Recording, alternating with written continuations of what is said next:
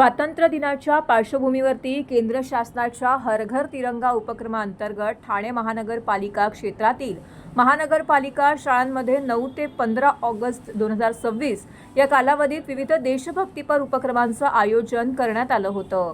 याच उपक्रमाचा एक भाग म्हणून ठाणे महानगरपालिकेच्या बल्लाळ सभागृहात महानगरपालिका शाळांमधील विद्यार्थ्यांचा विशेष देशभक्तीपर सांस्कृतिक कार्यक्रम उत्साहात पार पडला। विद्यार्थ्यांनी आपल्या कलागुणांच्या माध्यमातून देशभक्ती, राष्ट्रप्रेम आणि तिरंग्याविषयीचा अभिमान व्यक्त केलाय। राष्ट्रप्रेम आणि तिरंग्याविषयीचा अभिमान व्यक्त करण्यात आलाय। विद्यार्थ्यांच्या उत्स्फूर्त सादरीकरणामुळे सभागृहात देशभक्तिमय वातावरण निर्माण झालं होतं। या कार्यक्रमास महापौर शर्मिला पिंपोळकर, उपमहापौर कृष्णा पाटील, सभागृह नेते हनुमंत जगदाळे, अतिरिक्त आयुक्त प्रशांत रोडे, उपायुक्त डॉक्टर मिताली संचेती, उपायुक्त दीपक झिंजाळ, शिक्षण अधिकारी शेषराव भडे, गटाधिकारी संगीता बामणे यांच्यासह महानगरपालिका शाळांचे शिक्षक, विद्यार्थी आणि संबंधित अधिकारी कर्मचारी मोठ्या संख्येने उपस्थित होते। विद्यार्थ्यांमध्ये राष्ट्रध्वजाबद्दल अभिमान, देशप्रेम आणि राष्ट्रीय एकात्मतेची भावना वृद्धिंगत व्हावी या उद्देशाने तिरंगा राखी अभियान, सीमेवरील जवानांना पत्र, सायकल तिरंगा रॅली यांसह विविध उपक्रम राबवण्यात आले। कार्यक्रमात ठाणे महानगरपालिकेच्या विविध शाळांमधील विद्यार्थ्यांनी देशभक्तीपर गीते, नृत्य, पथनाट्य आणि फ्युजन सादरीकरणातून उपस्थितांची मने जिंकली। शाळा क्रमांक 112 मधील विद्यार्थ्यांनी माँ से हे माटी, माँ से हे तिरंगा या विषयावरती आधारित सादरीकरण केलं। शाळा क्रमांक 29 मधील विद्यार्थ्यांनी बढ़ते चलो या गीतावरती देशभक्तीपर सादरीकरण केलंय। शाळा क्रमांक 6 मधील विद्यार्थ्यांनी तिरंगा या गाण्यावरती नृत्याचे सादरीकरण करून वातावरणात उत्साह निर्माण केला। शाळा क्रमांक 126 मधील विद्यार्थ्यांनी हर घर तिरंगा या संकल्पनेवरती आधारित प्रभावी पथनाट्य सादर केले। या पथनाट्यातून प्रत्येक घरावरती तिरंगा फडकवण्याचे महत्त्व आणि राष्ट्रध्वजाबद्दलचा आदर याचा संदेश देण्यात आला आहे।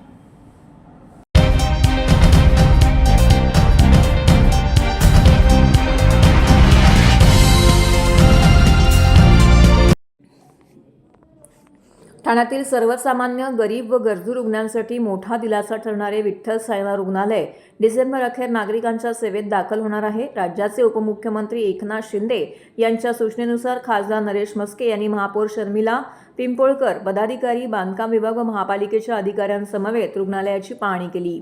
900 खाटांची क्षमता, एअर ॲम्ब्युलन्सची सुविधा, अत्याधुनिक वैद्यकीय उपकरणे आणि सर्व प्रकारच्या उपचार सुविधांनी सज्ज असलेले हे रुग्णालय ठाणेकरांसह संपूर्ण परिसरातील नागरिकांसाठी आरोग्य सेवेचे नवे केंद्र ठरणार असल्याची माहिती खासदार नरेश म्हस्के यांनी दिली आहे। यावेळी पाहणी करताना सभागृह नेते हनुमंत जगदाळे, शिवसेना गटनेते, स्थानिक नगरसेवक पवन कदम, सुधीर कोकाटे, माजी नगरसेविका पूजा वाघ, महापालिकेचे कार्यकारी अभियंता मोहन कलाल, ऋषिकेश जवळकर, आरोग्य विभागाच्या डॉक्टर योगिता धायगुडे, माता बालसंगोपन अधिकारी डॉक्टर वर्षा ससाणे, सार्वजनिक बांधकाम विभागाचे अधिकारी उपस्थित होते। अधिकाऱ्यांकडून सुरू असलेल्या कामांचा आढावा घेताना रुग्णालयातील विविध विभाग, उपचार कक्ष, आपत्कालीन सेवा, अतिदक्षता विभाग, ऑपरेशन थिएटर आणि इतर आवश्यक सुविधांची माहिती घेण्यात आली। ठाण्यातील जिल्हा सामान्य रुग्णालय ठाणे जिल्ह्यासह रायगड, रत्नागिरी, पालघर, वसई आणि ग्रामीण व आदिवासी भागातील हजारो रुग्ण उपचारासाठी येत असतात। मात्र वाढती रुग्णसंख्या आणि मर्यादित सुविधा यामुळे अनेकांना अपेक्षित उपचार मिळण्यात अडचणी येत होत्या। ही परिस्थिती लक्षात घेऊन उपमुख्यमंत्री एकनाथ शिंदे यांच्या पुढाकाराने आणि सातत्यपूर्ण पाठपुराव्यामुळे नव्या अत्याधुनिक रुग्णालयाची उभारणी करण्यात आली आहे। या रुग्णालयामध्ये 900 खाटांची सुविधा, एअर ॲम्ब्युलन्स, आधुनिक निदान यंत्रणा, अत्याधुनिक ऑपरेशन थिएटर, ICU, विविध सुपर स्पेशालिस्ट विभाग, कर्करोगावरती उपचार तसेच सर्व प्रकारच्या वैद्यकीय उपचारांची व्यवस्था करण्यात आली। त्यामुळे गंभीर रुग्णांवरती तातडीने उपचार करणं शक्य होणार असून नागरिकांना मुंबईकडे धाव घेण्याची गरजही मोठ्या प्रमाणामध्ये कमी होणार आहे। गरीब आणि गरजू रुग्णांना एकाच छताखाली दर्जेदार आरोग्य सेवा उपलब्ध करून देण्याचा या प्रकल्पाचा उद्देश असल्याचं म्हस्के यांनी स्पष्ट केलं आहे। साहेब, आज विठ्ठल साईबाबा पाहणी केली आहे।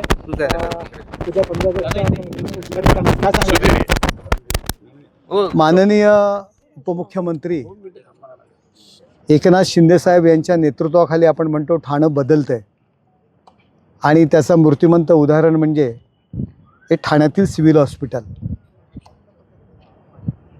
या सिव्हिल हॉस्पिटलचा उपयोग फक्त ठाणे शहरापुरता नसून या ठाणे शहराच्या लगत असलेली शहापूर असेल, वाडा असेल, अगदी मुरबाड असेल, त्याचबरोबर अगदी रायगड जिल्हा असेल, पालघर असेल, वसई असेल, या सर्व ठिकाणावरचे रुग्ण, गोरगरीब आदिवासी ग्रामीण भागातील रुग्ण या सिव्हिल हॉस्पिटलमध्ये येत होता आणि एकंदर येणारे रुग्ण आणि सिव्हिल हॉस्पिटलची पात्रता कॅपॅसिटी फार कमी होती. एकनाथ शिंदे साहेबांच्या माध्यमातून त्यांनी केलेल्या प्रयत्नांमुळे आज 900 बेडचं अद्ययावत असं रुग्णालय, गोरगरिबांकरता हे रुग्णालय या ठिकाणी उभं राहतं आहे. आपण पाहतोय बाजूला नर्सिंग कॉलेजचं काम सुरू आहे. या ठिकाणी जवळच असलेलं कळव्याचं जे मेडिकल हॉस्पिटल आहे, आज 200 सुपर स्पेशालिटी बेड या ठिकाणी आहेत. मुलांकरता 200 बेड आहेत, ऑर्डिनरी 500 बेड आहेत. म्हणजे हा जो काही लोड आहे आरोग्य यंत्रणेवरचा येणारा, तो लोड या ठिकाणी कमी होणार आहे आणि गोरगरीब आदिवासी ग्रामीण भागातील नागरिकांना, शहरातील कामगार वस्तीतील नागरिकांना एक खूप चांगली सुविधा या ठिकाणी उपलब्ध करून दिलेली आहे.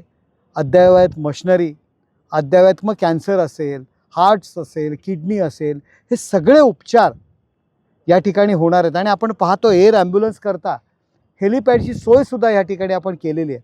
आपण विदेशातील पद्धतीचं फक्त कौतुक करतो, आपण ती पद्धती अनुकरण करण्यासाठी या ठिकाणी प्रयत्न करतो आहे. आज एअर ॲम्ब्युलन्सची व्यवस्था या ठिकाणी होते. जर अति गंभीर रुग्ण असेल आणि त्याला मुंबईमध्ये किंवा आणखी कुठे जर त्याला शिफ्ट करायचं असेल, त्याला ट्रीटमेंट द्यायची असेल, तर एअर ॲम्ब्युलन्सची सेवासुद्धा या ठिकाणी उपलब्ध होते. एकनाथ शिंदे साहेबांच्या माध्यमातून आणि महाराष्ट्र शासनमध्ये देवेंद्रजी असतील, सुनेत्रताई असतील, या सगळ्यांच्या माध्यमातून ही ठाण्याला दिलेली मोठी देणगी आहे. आणि धर्मवीर आनंद दिघे साहेबांचं स्वप्न होतं, त्यांचं खूप लक्ष या सिव्हिल हॉस्पिटलवर असायचं, ते पूर्ण होतं आहे. थोड्याच दिवसात या हॉस्पिटलचं ओपनिंग, उद्घाटन या ठिकाणी होणार आहे. आणि त्याकरता जे काही इसेन्शियल्स कामं आहेत, छोटी मोठी कामं आहेत, आजूबाजूचा परिसर असेल, छोट्या मोठ्या काही गोष्टी राहिलेल्या आहेत, हे पाहण्याकरता शिंदेसाहेबांच्या आदेशानुसार आणि स्थानिक नगरसेवक आमचे सुधीर कोकाटे असतील, पवन कदम असतील, यांच्या सूचनेनुसार मग महापौर शर्मिलताई पिंपळकर, सभागृह नेते हनुमंत जगदाळे, आमचे हेमंत पवार, आम्ही सर्व मंडळी या ठिकाणी व्हिजिट करण्याकरता आलेलो आहोत. छोट्याफार काही कमतरता असतील तर पूर्ण करण्याच्या दृष्टीने आमचे कैलास पवार सिव्हिल सर्जन आहेत, महानगरपालिकेचे अधिकारी आहेत आणि ह्याकरता आम्ही ही व्हिजिट ठेवलेली आहे.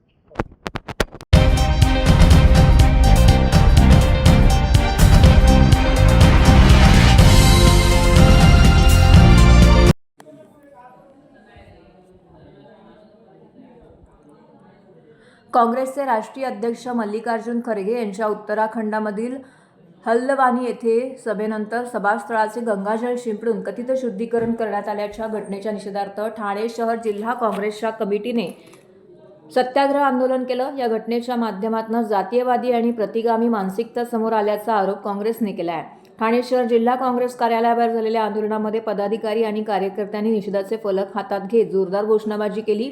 मनुवादी विचारसरणीचा धिक्कार असो, पुरोगामी महाराष्ट्रात जातीयवाद चालणार नाही, अशा घोषणांनी परिसर दणाणून गेला. छत्रपती शिवाजी महाराज, महात्मा फुले आणि डॉक्टर बाबासाहेब आंबेडकर यांच्या समतेच्या विचारांचा महाराष्ट्र जातीय भेदभाव कधीही स्वीकारणार नाही. सार्वजनिक व्यासपीठाचे कथित शुद्धीकरण हा संविधानातील समानतेच्या मूल्यांचा अपमान आहे. अशी प्रतिगामी प्रवृत्तीविरोधात काँग्रेसचा लढा सुरूच राहील, असा इशारा ठाणे काँग्रेसचे अध्यक्ष राहुल पिंगळे यांनी दिला आहे. काँग्रेसने यावेळी भाजपावरही जोरदार टीका केली आहे. एकीकडे सबका साथ सबका विकास आणि हिंदू एकतेची भाषा केली जाते, तर दुसरीकडे दलित नेत्यांच्या उपस्थितीनंतर सभास्थळाचे कथित शुद्धीकरण केले जाते. ही विसंगती असल्याचा आरोप काँग्रेसने केला आहे. प्रभू श्रीरामांनी शबरीची बोरे स्वीकारून दिलेला समतेचा संदेश लक्षात घेता धर्माच्या नावावरती भेदभाव करणं ही सनातन मूल्यांचीच अवहेलना असल्याचं काँग्रेसने म्हटलं आहे. या आंदोलनामध्ये काँग्रेसचे प्रदेश पदाधिकारी, प्रदेश सदस्य, महिला युवक सेवा दलसह विविध सेलचे पदाधिकारी, ब्लॉक अध्यक्ष, सर्व स्तरातील पदाधिकारी, कार्यकर्ते, सामाजिक क्षेत्रातील प्रतिनिधी, नागरिक सहभागी झाले होते. पुरोगामी महाराष्ट्रात जातीयवादाला थारा दिला जाणार नाही, असा निर्धार यावेळी व्यक्त करण्यात आला. भारतीय जनता पक्ष प्रत्यक्ष पुढे न येता या लोकांना पुढे करतं, परंतु यांनी समजून घेतलं पाहिजे की प्रभू श्रीरामांनी सुद्धा शबरीची उष्टी बोरं खाल्लेली होती आणि समानतेचा संदेश दिला होता. त्यामुळे हे कुठेतरी प्रभू श्रीरामांच्या मानसिकतेलासुद्धा हे लोक मानत नाही आहेत आणि ही भारतीय जनता पक्षाची मानसिकता ही सातत्याने दिसून येते. मग राष्ट्रपती आपल्या द्रौपदी मुर्मू असतील, त्यांना राम मंदिराच्या उद्घाटनाला त्या ठिकाणी आमंत्रण न देणं, संसद भवनासारख्या ठिकाणी त्यांना आमंत्रण न देणं. बिहारमध्ये तुम्ही बघितलं असेल की बिहारमध्ये सुद्धा जे माजी मुख्यमंत्री होते त्यांनी मंदिरामध्ये गेल्यानंतर त्या मंदिराचं शुद्धीकरण त्या ठिकाणी करण्यात आलं. अखिलेशजींनी त्या ठिकाणी बंगला सोडल्यानंतर त्या प्रकारे शुद्धीकरण करण्यात आलं. त्यामुळे भारतीय जनता पक्षाची करणी आणि कथनी याच्यामध्ये फरक आहे. ते बोलतं ते तशा पद्धतीने करत नाही आणि आम्ही सातत्याने म्हणतो की भारतीय जनता पक्षाचं हे सरकार लोकशाही विरोधी आहे आणि संविधान विरोधी आहे आणि त्यांनी या ठिकाणी दाखवून दिलेलं आहे की हे सरकार हे दलित विरोधी आहे आणि मनुवाद्यांच्या पाठीशी राहणारे सरकार आहे.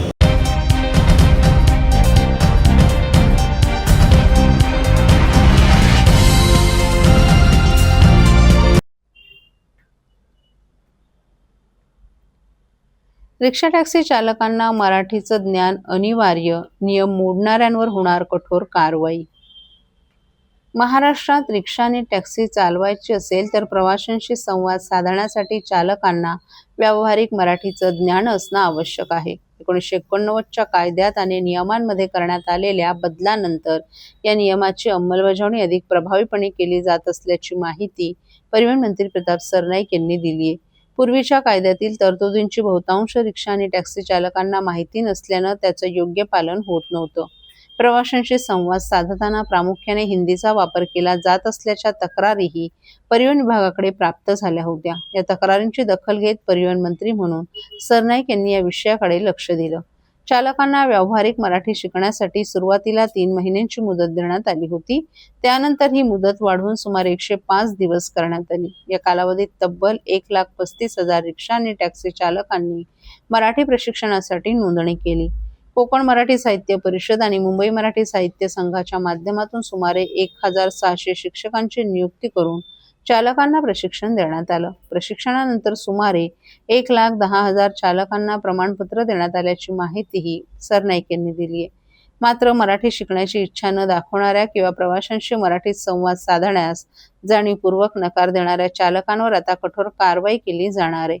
व्यावहारिक मराठीचं ज्ञान नसल्यास सुरुवातीला 3 महिन्यांसाठी लायसन्स निलंबित केलं जाणार आहे. त्यानंतरही नियमांचं उल्लंघन झाल्यास संबंधित चालकाचं लायसन्स आणि परमिट कायमस्वरूपी रद्द करण्याची कारवाई केली जाईल असा इशारा परिवहन मंत्र्यांनी दिलाय. महाराष्ट्रात व्यवसाय करायचा असेल, रिक्षा टॅक्सी चालवायची असेल तर मराठी भाषेला मान सन्मान देणं आणि तिचं ज्ञान असणं आवश्यक आहे असा स्पष्ट संदेश प्रताप सरनाईक यांनी दिलाय. 89चा जो कायदा आहे त्या कायद्यामध्ये किंवा त्या नियमामध्ये थोडासा बदल केला आहे. पूर्वीचा कायदा हा समस्त रिक्षा चालक आणि टॅक्सी चालकांना माहिती नव्हता आणि त्यामुळे त्याचं पालन केलं जात नव्हतं. सर्रासपणे हिंदीमध्ये संवाद साधला जात होता आणि त्या कायद्यात स्पष्टपणे म्हटलं आहे की तुम्हाला व्यवहारिक ज्ञान म्हणजे पॅसेंजरबरोबर बोलत असताना, प्रवाशांबरोबर संवाद साधत असताना मराठीचं ज्ञान आवश्यक आहे. ते तुम्हाला जर आलं नाही तर कायद्यानुसार तुमच्यावर कारवाई करण्यात येईल. परंतु ते योग्य प्रकारे आमच्या लोकांनी सुद्धा सर्वसामान्य प्रवाशांपर्यंत किंवा रिक्षा चालक आणि टॅक्सी चालकांपर्यंत पोहोचवलं नव्हतं, म्हणून ही कारवाई होत नव्हती. परिवहन मंत्री म्हणून माझ्याकडे काही तक्रारी आल्यानंतर मी त्यावर लक्ष घातलं आणि लक्ष घातल्यानंतर असं निदर्शनास आलं की एवढ्या मोठ्या प्रमाणात रिक्षा आणि टॅक्सी चालक आहे, पण सर्वजण हे प्रवाशांशी हिंदीमध्ये संवाद साधत असतात आणि त्यामुळे मराठी भाषा आणि मराठी भाषेचं महत्त्व हे ह्यांना कळावं यासाठी कायद्यामध्ये काही बदल केला आहे. पूर्वीच्या कायद्यामध्ये दंडाची तरतूद होती. आजच्या या कायद्यामध्ये जर तुम्हाला मराठी व्यावहारिक बोलता नाही आलं तर 3 महिन्यापर्यंत आम्ही फक्त लायसन्स तुमचं रद्द करू. परत एकदा जर तुमचा दोष आढळला तर तुमचं लायसन्स जे आहे पूर्णतः रद्द केलं जाईल आणि त्याचबरोबर तुम्ही परमिटसाठी जेव्हा आमच्याकडे याल तेव्हा परमिट सुद्धा रद्द करण्याचे अधिकार हे आरटीओच्या अधिकाऱ्यांना आहे. यापूर्वी जे व्हायचं ते व्हायचं, पण प्रताप सरनाईक ह्या खात्याचा मंत्री झाल्यानंतर आणि त्यांच्याकडे तक्रारी आल्यानंतर तुम्ही जर कानाडोळा करत असाल शासनाला किंवा कायद्याला, बिलकुल आम्ही जुमानत नाही असं जर तुमची भूमिका असेल तर ते चालणार नाही. आम्ही मुदत दिली होती, तुमच्या काही राजकीय पक्षाचे नेते आले होते, त्यांनी आम्हाला 3 महिन्याची मुदत मागितली. मी जवळजवळ 105 दिवसांची मुदत दिली आणि त्या मुदतीमध्ये जवळजवळ 1,35,000 रिक्षा आणि टॅक्सी ड्रायव्हरनी मराठीचे धडे घेतले. कोकण मराठी साहित्य परिषद आणि मुंबई मराठी साहित्य संघाच्या माध्यमातून 1600 शिक्षक तैनात केले गेले होते. आता आम्ही त्यांना जवळजवळ 1,35,000पैकी 1,10,000 लोकांना प्रमाणपत्र सुद्धा कोकण साहित्य परिषदेच्या माध्यमातून देतोय. त्यामुळे त्यांना शिकायची जी इच्छा होती त्यांनी पूर्ण केलेली आहे. परंतु जे मुजोरी करतील की महाराष्ट्रात आम्ही खाऊ पिऊ, आम्ही व्यवसाय करू, पैसे कमावू आणि तरी सुद्धा आम्ही मराठी बोलणार नाही, तर त्या लोकांना मात्र शिक्षा ही दिलीच गेली पाहिजे. आणि त्यामुळे आम्ही 17 तारखेला जो समारोपाचा कार्यक्रम आहे त्यानंतर एक चांगली मोहीम माध्यमाच्या माध्यमातून आम्ही स्वीकारू घेऊ आणि आमच्या माध्यमातून ज्यांना व्यावहारिक मराठीचं ज्ञान नसेल त्याच्यावर नियमानुसार कारवाई करू. एक गोष्ट मात्र नक्की, नियमानुसार कारवाई करू. जर तुम्हाला त्या कारवाईबद्दल काही अजूनही आक्षेप असेल तर माझ्यापर्यंत आला. परंतु महाराष्ट्रामध्ये जर व्यवसाय करायचा असेल, महाराष्ट्रामध्ये रिक्षा टॅक्सी चालवायची असेल तर मराठीचं ज्ञान आवश्यक आहे. परत एकदा सांगतो, महाराष्ट्रामध्ये मराठीला मान द्या, सन्मान द्या, तरच तुम्ही व्यवसाय योग्य प्रकारे करू शकता. हे या कायद्याच्या दृष्टीनं दाखवले.